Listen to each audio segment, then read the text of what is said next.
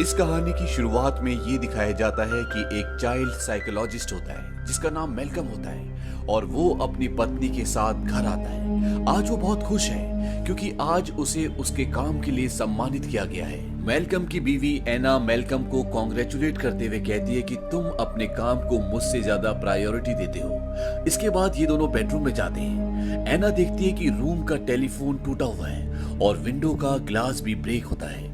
Malcolm को bathroom में किसी के होने का एहसास होता है। मेलकम बाथरूम की तरफ जाता है और उसे वहां पर एक आदमी दिखता है जिसने अपनी शर्ट और पैंट उतारी हुई होती है। मेलकम उसे कहता है कि तुम ऐसे किसी के घर में नहीं घुस सकते। वो आदमी मेलकम को चिल्लाकर पूछता है, क्या तुम अपने पेशेंट को भी याद नहीं रखते?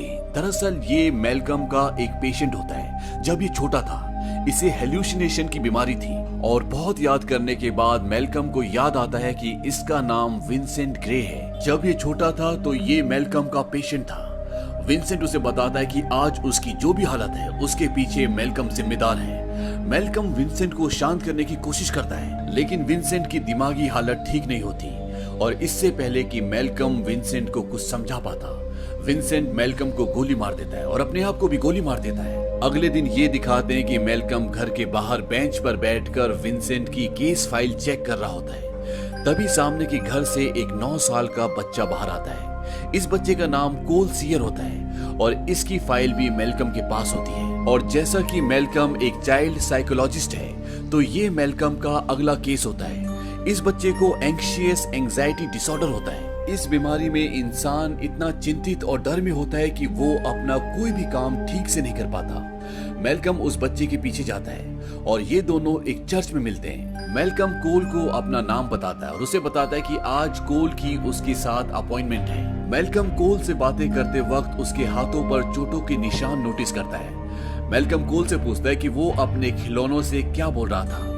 दरअसल जब मेलकम यहाँ पर आता है और कोल पहले से यहाँ पर बैठा होता है तो कोल अपने खिलौने जो उसके सामने होते हैं उनसे कुछ बातें कर रहा होता है। कोल मेलकम की बात का जवाब लैटिन में देता है और उससे पूछता है क्या वो एक अच्छा डॉक्टर है। मेलकम कहता है कि उसे मेयर से अवार्ड मिला है। कोल मेलकम से पूछता है क्या हम दोबारा फिर मिलेंगे। मेलकम बोलता है कि अगर तुम्हें पसंद हो तो। इसके बाद वो दोनों वहाँ से चले जाते हैं। मेलकम रात को अपने घर पहुंचता है और वो देखता है कि उसकी बीवी सोई हुई है। वो उसे नहीं जगाता और सीधा बेसमेंट में जाता है और उस लाइन का मतलब जानने की कोशिश करता है जो कोल ने उसे चर्च में लैटिन भाषा में बोली होती है। और उस लाइन का मतलब होता है out of the depths I cry to you O lord. इसके बाद अगली सुबह ये दिखाते हैं कि कोल अपने स्कूल जाने के लिए तैयार हो जाता है और जब वो ब्रेकफास्ट की टेबल पर बैठता है तो उसकी मॉम आती है और उसकी मॉम बोलती है कि तुमने अपनी टाई खराब कर दी और वो उसकी टाई निकालकर वॉशिंग मशीन में डाल देती है और दूसरी टाई लेकर आती है। और जब वो किचन में दोबारा आती है तो वो देखती है कि वहां पर सारे ड्रॉर खुले हुए होते हैं जिनमें से कुछ को वो कुछ ही देर पहले बंद करके गई होती है। और ये देखने के बाद वो हैरान हो जाती है। वो अपने बेटे से बोलते क्या तुम कुछ ढूंढ रहे थे? वो कहता है कि पॉप टार्ट। उसकी मॉम कहती है कि पॉप टार्ट वहां पर है लेकिन अभी भी वो अपने बेटे को बहुत ध्यान से और बहुत हैरानी से देख रही होती है। तभी कोल बोलता है कि मॉम आप क्या देख रही हैं? आप मेरे बारे में कुछ बुरा तो नहीं सोच रही? उसकी मॉम बड़े प्यार से कोल को बोलती है कि मैं तुम्हारे बारे में कुछ भी बुरा नहीं सोच रही। तभी वहां पर कोई घंटी बजाता है। कोल बोलता है कि मेरा दोस्त आ गया और वो चला जाता है। वहां पर टेबल पे दिखाया जाता है कि एक हाथ का गीला निशान होता है जो अपने आप ही गायब होना शुरू हो जाता है। इसके बाद कोल स्कूल पहुंच जाता है और स्कूल के बाहर वो अकेला खड़ा होता है जैसे वो स्कूल के अंदर जाना ही नहीं चाहता। लेकिन वो फाइनली स्कूल के अंदर चला जाता है और जब वो घर आता है तो वो देखता है कि उसकी मॉम के सामने मेलकम जो कि बच्चों का साइकेट्रिस्ट है वो बैठा होता है। कोल की मॉम उसे बोलती है कि मैं तुम्हारे लिए पैनकेक बना कर लाती हूँ और वो वहां से चली जाती है। और अब कोल के सामने मेलकम बैठा होता है। वो बोलता है तुम बैठना चाहोगे? कोल ना में सर जाता है। वो बोलता है तुम बात करना चाहोगे? वो फिर भी ना में सर जाता है। इसके बाद मेलकम कोल को बोलता है कि मैं तुम्हारे साथ एक माइंड गेम खेलना चाहता हूँ। मैं वो बताऊंगा जो तुम्हारे माइंड में चल रहा है और अगर मैंने सही बताया तो तुम एक कदम आगे आओगे और अगर मैंने गलत बताया तो तुम एक कदम दरवाजे की तरफ जाओगे और अगर तुम पहले दरवाजे की तरफ पहुंच गए तो तुम बाहर जा सकते हो लेकिन अगर तुम पहले इस चेयर तक पहुंचे तो तुम्हें बैठना होगा। कोल हाँ में सर हिलाता है और इसके बाद मेलकम उसे बताते हैं कि जब तुम्हारी मॉम और डैड का डाइवोर्स हुआ तो तुम्हारी मॉम मेरे जैसे एक डॉक्टर से मिली पर उसने मदद नहीं की और इसलिए तुम्हें ऐसा लगता है कि मैं भी तुम्हारी मदद नहीं करूंगा। और कोल एक कदम आगे बढ़ जाता है क्योंकि ये सच होता है। इसके बाद मेलकम उसे बोलता है कि तुम्हारा भी एक सीक्रेट है जो तुम मुझे बताना नहीं चाहते और कोल एक कदम और आगे बढ़ जाता है और धीरे धीरे वो चेयर तक पहुंच जाता है। और अब मेलकम उसे बोलता है कि तुम्हारे हाथ में जो घड़ी है वो तुम्हारे डैड ने तुम्हें जाने से पहले दी थी और ये गलत होता है। वो बोलता है कि ये ड्रॉर में थी और कोल एक कदम पीछे चला जाता है। इसके बाद मेलकम उसे बोलता है कि तुम एक अच्छे स्टूडेंट हो और तुम्हें स्कूल में कोई प्रॉब्लम नहीं है, और वो एक कदम और पीछे हो जाता है। कोल उसे बताता है कि हमें स्कूल में एक ड्राइंग बनाने के लिए कहा था, जो भी हम चाहें, और मैंने एक आदमी की ड्राइंग बनाई जिसमें दूसरा आदमी उसे स्क्रू ड्राइवर से मार रहा था। मेलकम बोलता है तुमने ये टीवी में देखा, और वो एक कदम और पीछे चला जाता है। वो बताता है कि उस ड्राइंग को बताने के बाद सब लोग नाराज हो गए थे। उन्होंने स्कूल में एक मीटिंग की और मेरी मॉम को बुलाया और मेरी मॉम रोने लग गई। उसके बाद से मैं वैसी ड्राइंग कभी नहीं बनाता। कोल बोलता है कि अब मैं क्या सोच रहा हूँ। मेलकम इस बात का जवाब नहीं दे पाता और कोल एक कदम और पीछे हो जाता है। वो कहता है कि आप अच्छे हैं लेकिन आप मेरी मदद नहीं कर सकते। और अब तक कोल दरवाजे के सामने पहुंच जाता है और वो वहां से निकल जाता है। अगले दिन जब कोल स्कूल जा रहा होता तो मेलकम भी आ जाता है। वो बोलता है कि तुम अपनी मॉम को कुछ बताते हो। कोल बोलता है कि नहीं, मैं उन्हें कुछ नहीं बताता। मेलकम बोलता है क्यों?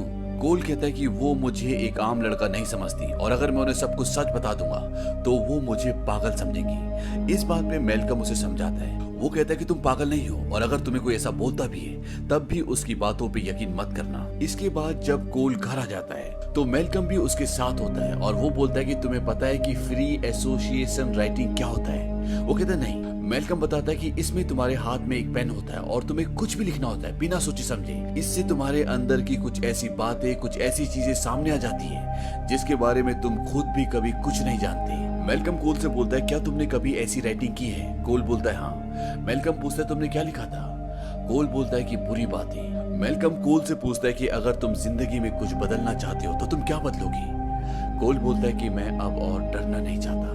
वहीं दूसरी तरफ कोल की मॉम जब कोल की और अपनी फोटोज देख रही होती है तो वो देखती है कि हर एक फोटो पर एक रोशनी होती है, लेकिन कोल की मॉम को कुछ समझ में नहीं आता।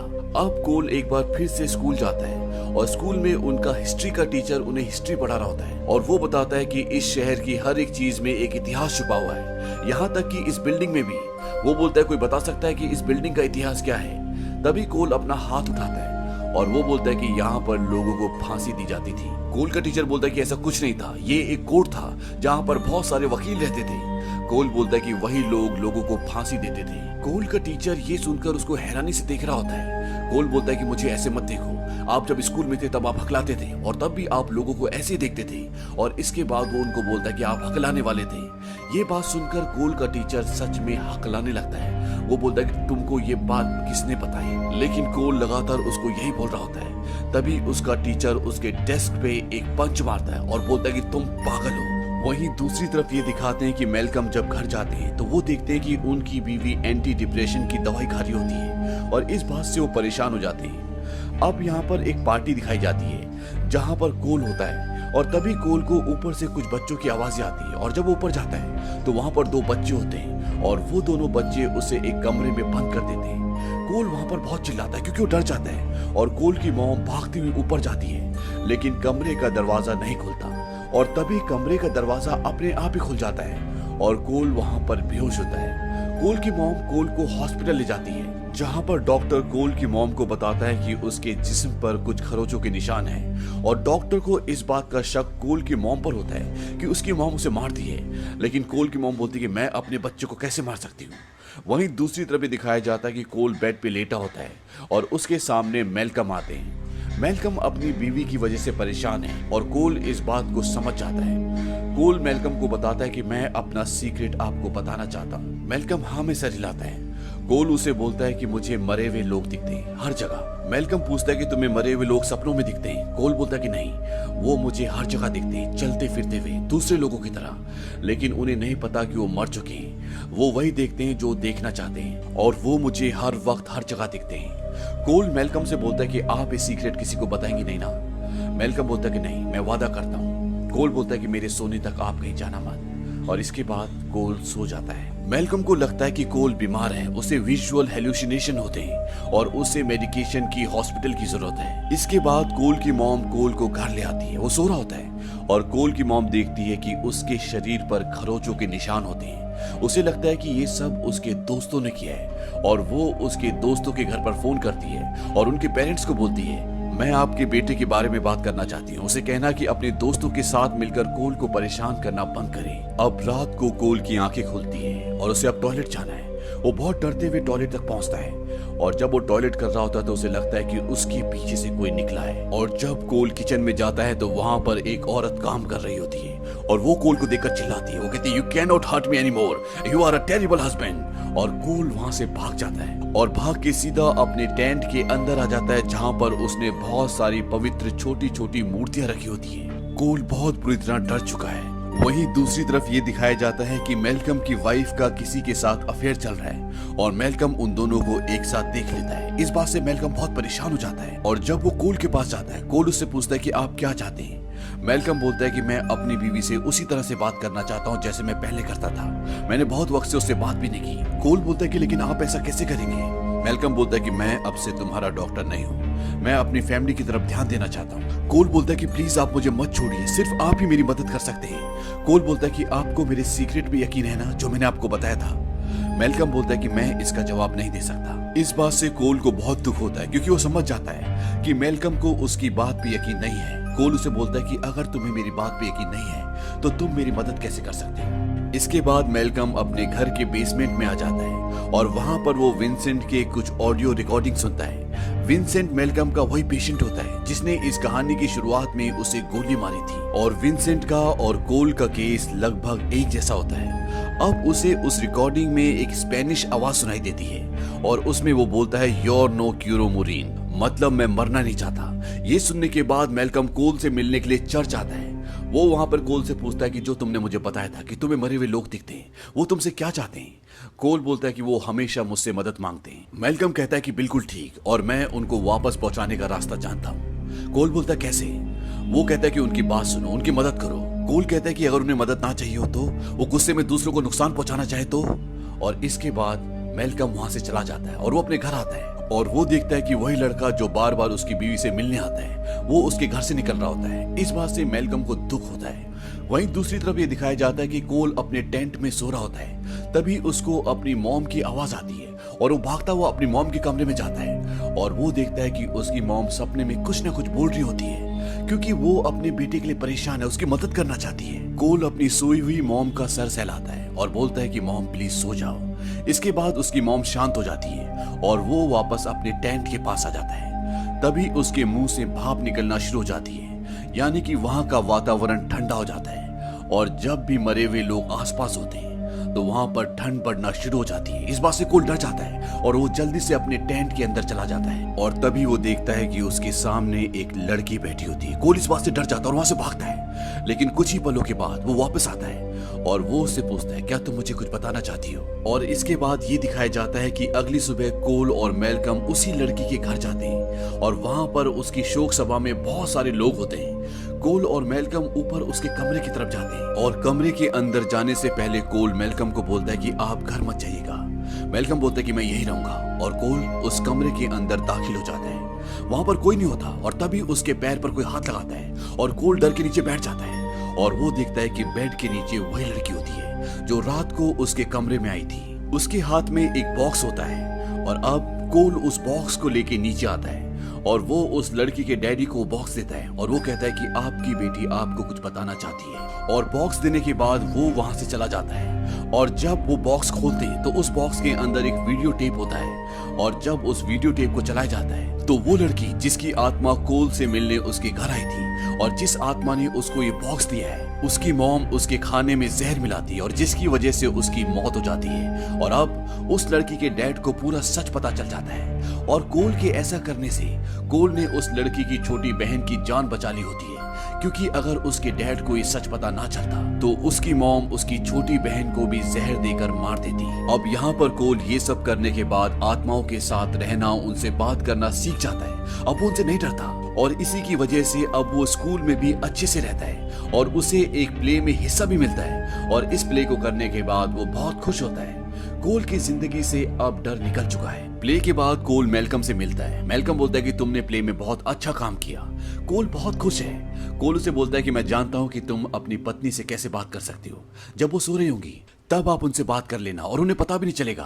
मेलकम बोलता है ठीक है, हम कल मिलेंगे, और मेलकम वहां से चला जाता है। इसके बाद कोल अपनी मॉम के साथ गाड़ी में जा रहा होता है और रास्ते में बहुत ट्रैफिक होता है क्योंकि वहां पर एक एक्सीडेंट हुआ होता है। और कोल अपनी मॉम को बताता है कि मैं अपना सीक्रेट आपके साथ शेयर करना चाहता हूँ। उसकी मॉम बोलती है कि तुम्हारा सीक्रेट क्या है? वो बताता है कि मैं मरे हुए लोगों को देख सकता हूँ और यहाँ पर एक औरत का एक्सीडेंट हुआ है जिसके सर पे चोट लगी है। कोल की मॉम बोलती है क्या तुम उसे देख सकते हो? और वो भी इधर उधर देखना शुरू कर देती है और वो बोलती है कि वो कहाँ है? कोल बोलता है कि मेरी खिड़की के पास। दरअसल वो एक आत्मा होती है और कोल उसे देख पा रहा होता है, लेकिन कोल की मॉम उसे नहीं देख पा रही होती। कोल अपनी मॉम से पूछता है क्या आप मुझे पागल समझती हैं? कोल की मॉम बोलती है कि मैं ऐसा सोच भी नहीं सकती। कोल बताता है कि जो मुझे खरोंचे चोटें लगती थी वो वही घोस्ट थे जो मुझे दिखते थे, वो मुझे परेशान करते थे। लेकिन अभी भी कोल की मॉम को उस पर पूरी तरह से विश्वास नहीं होता। और इसके बाद कोल अपनी मॉम को एक ऐसी बात बताता है जो सिर्फ उसकी मॉम को पता होती है। कोल अपनी मॉम से बोलता है कि जो पेंडेंट आपको ड्रॉर में मिला था, जो आपकी अलमारी से किसी ने निकाल लिया था, वो मैंने नहीं निकाला था बल्कि वो ग्रैंड मदर ने निकाला था, क्योंकि वो पेंडेंट उन्हें बहुत पसंद था और इस बात के लिए ग्रैंड मदर ने आपको सॉरी कहा है। कोल की मॉम बोलती कि वो मर चुकी है, ऐसा नहीं हो सकता। इसके बाद कोल अपनी मॉम को उनके और अपनी ग्रैंड मदर के बीच में बचपन की कुछ ऐसी बातें बताता है जो सिर्फ कोल की मॉम को और उसकी ग्रैंड मदर को ही पता थी। और वो ये भी बोलता है कि जहां पर ग्रैंड मदर को दफन किया था वहां पर आप गई थी और आपने उनसे एक सवाल पूछा था और इसका जवाब है हर रोज। वो अपनी मॉम से पूछता है कि आपने क्या सवाल किया था? उसकी मॉम बोलती कि मैंने पूछा था कि क्या आप मुझे प्यार करेंगी। और इसके बाद कोल की मॉम को कोल पे विश्वास हो जाता है कि वो सच बोल रहे हैं और वो दोनों एक दूसरे के गले लगकर बहुत रोते हैं। वहीं दूसरी तरफ मेलकम अपने घर जाता है। उसकी बीवी सोई हुई होती है और वो सोए सोए में बोलती है आई मिस यू। मेलकम बोलता है आई मिस यू टू। उसकी बीवी बोलती कि तुम मुझे छोड़कर क्यों चले गए? मेलकम बोलता है कि मैंने तुम्हें कभी नहीं छोड़ा। और तभी मेलकम के सामने एक रिंग लुढ़कती हुई आती है और ये रिंग मेलकम की रिंग होती है जो उसकी शादी की रिंग होती है। और वो अपने हाथ में देखता है कि उसके हाथ में रिंग नहीं होती, लेकिन उसकी बीवी के हाथ में रिंग होती है। और तभी उसको कोल की एक बात याद आती है और वो बात होती है कि मुझे मरे हुए लोग दिखते हैं, लेकिन उन लोगों को ये नहीं पता होता कि वो मर चुके हैं। और इसके बाद मेलकम को एक एक करके वो सारी घटनाएं, वो सब चीजें याद आना शुरू हो जाती है जो उसने पिछले कुछ दिनों में एक्सपीरियंस की होती है। और उसे वो दिन भी याद आता है जब विंसेंट ने उसे गोली मारी थी। दरअसल मेलकम जिंदा होता ही नहीं है, वो एक आत्मा होती है। और उसे इस बात का भी एहसास होता है कि इसीलिए उसकी बीवी डिप्रेशन की गोलियां खा रही थी, इसीलिए वो किसी और के साथ रिलेशनशिप में चली गई होती है, क्योंकि मेलकम जिंदा होता ही नहीं है। मेलकम एक बार फिर अपनी बीवी के पास बैठता है। वो बोलता है कि मुझे यहाँ पर कुछ काम था, मुझे किसी की मदद करनी थी और मैंने मदद की और मैं तुमसे भी कुछ कहना चाहता था। वो अपनी बीवी को आई लव यू कहता है और कहता है अब मुझे जाना होगा, तुम सो जाओ, कल सुबह सब कुछ बदल जाएगा। और मेलकम को अपनी शादी का लम्हा याद आता है। और इसी के साथ ये फिल्म, ये कहानी यहीं पर खत्म हो जाती है। ये फिल्म सन 1999 में रिलीज हुई थी। ये एक बहुत ही कामयाब फिल्म थी। इस फिल्म का टोटल बजट था $40 मिलियन और इस फिल्म ने कमाई की थी $673 मिलियन की। इस फिल्म को 40 अलग अलग कैटेगरीज में, अलग अलग अवार्ड्स में नॉमिनेट किया गया था और इस फिल्म ने जीते थे 16 अवार्ड्स, जिसमें से इस फिल्म के 6 नॉमिनेशन ऑस्कर में भी थे। हालांकि इस फिल्म ने ऑस्कर नहीं जीता, लेकिन ये 1999 की एक शानदार फिल्म थी। उम्मीद करते हैं कि ये फिल्म, ये कहानी आपको पसंद आई होगी।